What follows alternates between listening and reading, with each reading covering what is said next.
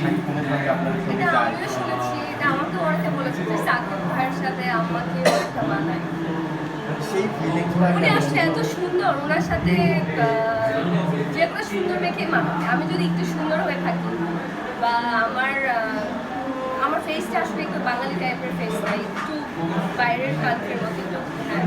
তো সাকিব ভাই এখন কাজ করছে একটু বাইরের নায়িকাদের সাথে, তো এই কারণে হয়তো মানবে।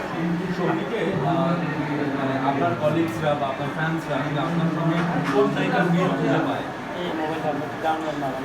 সৌমি আমার সাথে, আমি আমার মতো, কিন্তু তারপরও আমাকে অনেকে বলে জাহ্নবী কাপুরের সাথে আমার মিল আছে, আমি জানি না। অনেকে বলে জ্যাকলিন ফার্নান্ডিসের সাথে, এটা আমার ফ্রেন্ডসরা বলে।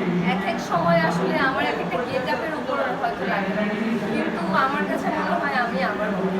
আচ্ছা, সৌমি কেন মাঝে মধ্যে জাহ্নবী কাপুর হয়ে যায়? আমি কেন মাঝে মধ্যে জাহ্নবী কাপুর হয়ে যায় কিভাবে?